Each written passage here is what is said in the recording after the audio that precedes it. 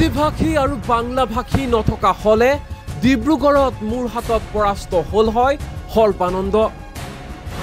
হিন্দী ভাষী আৰু বাংলা ভাষী ভোট বেংকৰ বাবেহে ডিব্ৰুগড়ত জিকিল সৰ্বানন্দ সোণোৱাল। ধনৰ বলতহে ডিব্ৰুগড়ত জয়ী হল সৰ্বানন্দ সোণোৱাল।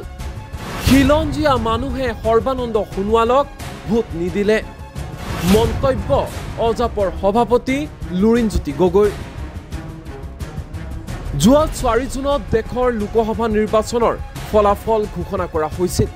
এই ফলাফলত ডিব্ৰুগড় লোকসভা সমষ্টিত সৰ্বানন্দ সোণোৱালৰ হাতত বেয়াকৈ পৰাস্ত হৈছিল লুৰিণজ্যোতি গগৈ। সৰ্বানন্দ সোণোৱালৰ হাতত প্ৰায় 2,30,000 ভোটত পৰাস্ত হৈছিল অজাপৰ সভাপতি লুৰিণজ্যোতি গগৈ। ইয়াৰ পিছতেই প্ৰায় 17 দিনৰ অন্তত ফলাফলৰ পৰ্যালোচনা কৰি কেতবোৰ বিস্ফোৰক মন্তব্য কৰিলে লুৰিণজ্যোতি গগৈয়ে।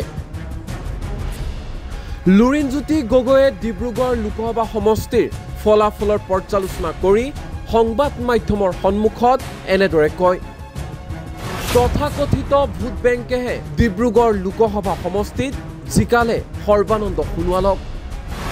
ৰামেশ্বৰ তেলীক সলনি কৰাৰ লগে লগেই বিজেপিৰ নৈতিক পৰাজয় হল ডিব্ৰুগড়ত। ডিব্ৰুগড়ত সৰ্বানন্দ সোণোৱালক খিলঞ্জীয়া থলগিৰিৰ মানুহে ভোট দিয়া নাই। ডিব্ৰুগড় লোকসভা সমষ্টিত 10 গৰাকী বিধায়ক থাকিও থলগিৰিৰ ভোট দিয়াব নোৱাৰিলে।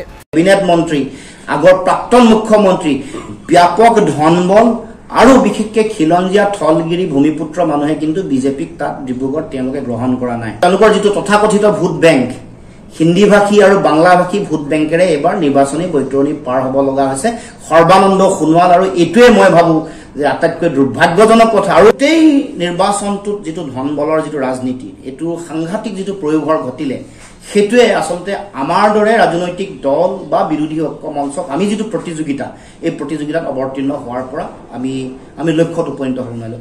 এনেও ডিব্ৰুগড় লোকসভাৰ 10টা বিধানসভা সমষ্টিত 10 গৰাকী বিজেপিৰ তেওঁলোকৰ প্ৰাৰ্থী আছিলে, তেওঁলোকৰ মানে MLA আছিলে। মানে শেষ 4-5 দিনত হোৱা ব্যাপক ধনবলৰ যিটো প্ৰয়োগ, সেইটোৱে গোটেই নিৰ্বাচনত এটা পাৰ্থক্য লৈ আহিলে। এইটো অনস্বীকাৰ্য। ডিব্ৰুগড়ত আপুনি খবৰ লওক, গলিয়ে গলিয়ে সংবাদ মাধ্যমতো আপোনালোকৰ খবৰ আছে, এটা ব্যাপক যিটো আমি ধনবলৰ ৰাজনীতি বুলি কওঁ।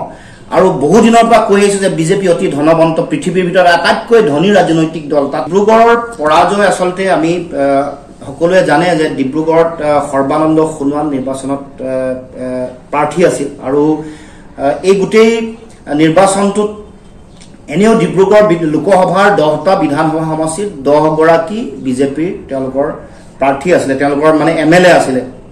2 গৰাকী কেন্দ্ৰীয় মন্ত্ৰী, 2 গৰাকী ৰাজ্যিক মন্ত্ৰী। আৰু আমি শেহতীয়াকৈ দেখিলোঁ যে গোটেই নিৰ্বাচনটোত যিটো ধনবলৰ যিটো ৰাজনীতি, এইটো সাংঘাতিক যিটো প্ৰয়োভৰ ঘটিলে, সেইটোৱে আচলতে আমাৰ দৰে ৰাজনৈতিক দল বা বিৰোধী ঐক্য মঞ্চক আমি যিটো প্ৰতিযোগিতা, এই প্ৰতিযোগিতাত অৱতীৰ্ণ হোৱাৰ পৰা আমি লক্ষ্যত উপনীত হ'ব নোৱাৰিলোঁ। মানে শেষ 4-5 দিনত হোৱা ব্যাপক ধনবলৰ যিটো প্ৰয়োগ, সেইটোৱে গোটেই নিৰ্বাচনত এটা পাৰ্থক্য লৈ আহিলে। এইটো অনস্বীকাৰ্য। ডিব্ৰুগড়ত আপুনি খবৰ লওক, গলিয়ে গলিয়ে সংবাদ মাধ্যমতো আপোনালোকৰ খবৰ আছে, এটা ব্যাপক যিটো আমি ধনবলৰ ৰাজনীতি বুলি কওঁ। আৰু বহুদিনৰ পৰা কৈ আহিছোঁ যে বিজেপি অতি ধনৱন্ত, পৃথিৱীৰ ভিতৰত আটাইতকৈ ধনী ৰাজনৈতিক দল। তাতে আকৌ কেন্দ্ৰীয় কেবিনেট মন্ত্ৰী, আগৰ প্ৰাক্তন মুখ্যমন্ত্ৰী, ব্যাপক ধনবল আৰু বিশেষকৈ খিলঞ্জীয়া থলগিৰি ভূমিপুত্ৰ মানুহে কিন্তু বিজেপিক তাত ডিব্ৰুগড়ত তেওঁলোকে গ্ৰহণ কৰা নাই। গতিকে বেলেগ মানুহৰ তেওঁলোকৰ যিটো তথাকথিত ভোট বেংক, হিন্দী ভাষী আৰু বাংলা ভাষী ভোট বেংকেৰে এইবাৰ নিৰ্বাচনী বৈতৰণি পাৰ হ'ব লগা হৈছে সৰ্বানন্দ সোণোৱাল। আৰু এইটোৱে মই ভাবোঁ যে আটাইতকৈ দুৰ্ভাগ্যজনক কথা। আৰু প্ৰথম তেওঁলোকৰ পুৰণা যিগৰাকী প্ৰাৰ্থী, তেওঁলোকে ইয়াৰ পৰা আঁতৰাব লগা হ'ল, ৰামেশ্বৰ তেলী। এইটোৱেই বিজেপিৰ নৈতিক পৰাজয়। 10 গৰাকী বিধায়ক, 2 গৰাকী কেন্দ্ৰীয় মন্ত্ৰী, 2 গৰাকী ৰাজ্যিক মন্ত্ৰী থকাৰ পাছতো তেওঁলোকে তেওঁলোকৰ আগৰ প্ৰাৰ্থীগৰাকীক আঁতৰাবলগীয়া হোৱাটো, প্ৰাক্তন মুখ্যমন্ত্ৰীৰ কেবিনেট 6 নম্বৰ মন্ত্ৰীগৰাকীক ইয়াত তেওঁলোকে দিয়াটো, আৰু শেষ এসপ্তাহ ব্যাপক ধনবলৰ প্ৰয়োগেৰে তেওঁলোকে নিৰ্বাচন কুক্ষিগত কৰাটোৱে তেওঁলোকৰ নৈতিক পৰাজয়ক প্ৰমাণ কৰে। ডিব্ৰুগড়ৰ পৰাজয় আচলতে আমি সকলোৱে জানে যে ডিব্ৰুগড়ত সৰ্বানন্দ সোণোৱাল নিৰ্বাচনত প্ৰাৰ্থী আছিল। আৰু এই গোটেই নিৰ্বাচনটোত এনেও ডিব্ৰুগড় লোকসভাৰ 10টা বিধানসভা সমষ্টিৰ 10 গৰাকী বিজেপিৰ তেওঁলোকৰ প্ৰাৰ্থী আছিলে, তেওঁলোকৰ মানে MLA আছিলে, 2 গৰাকী কেন্দ্ৰীয় মন্ত্ৰী, 2 গৰাকী ৰাজ্যিক মন্ত্ৰী। আৰু আমি শেহতীয়াকৈ দেখিলোঁ যে গোটেই নিৰ্বাচনটোত যিটো ধনবলৰ যিটো ৰাজনীতি, এইটো সাংঘাতিক যিটো প্ৰয়োগ ঘটিলে, সেইটোৱে আচলতে আমাৰ দৰে ৰাজনৈতিক দল বা বিৰোধী মঞ্চক আমি যিটো প্ৰতিযোগিতা, এই প্ৰতিযোগিতাত অৱতীৰ্ণ হোৱাৰ পৰা আমি লক্ষ্যত উপনীত হ'ব নোৱাৰিলোঁ। মানে শেষ 4-5 দিনত হোৱা ব্যাপক ধনবলৰ যিটো প্ৰয়োগ, সেইটোৱে গোটেই নিৰ্বাচনত এটা পাৰ্থক্য লৈ আহিলে। এইটো অনস্বীকাৰ্য।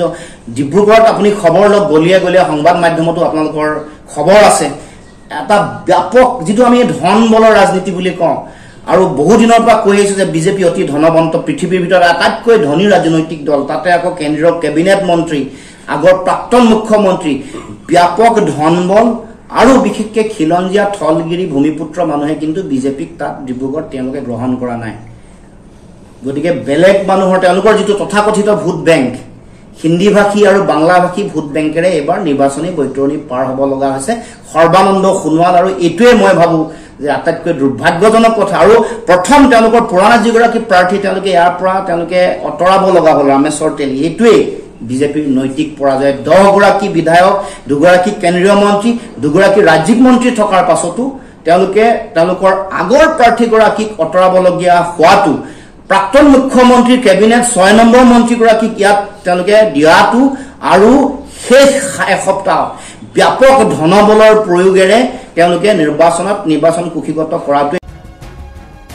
যোৱা হওক অজাপৰ সভাপতি লুৰিণজ্যোতি গগৈৰ এই মন্তব্যৰ প্ৰত্যুত্তৰ বিজেপিয়ে কেনেধৰণে দিয়ে সেয়া হ'ব লক্ষণীয়। নিউজ ডেস্ক, এনি টক্স।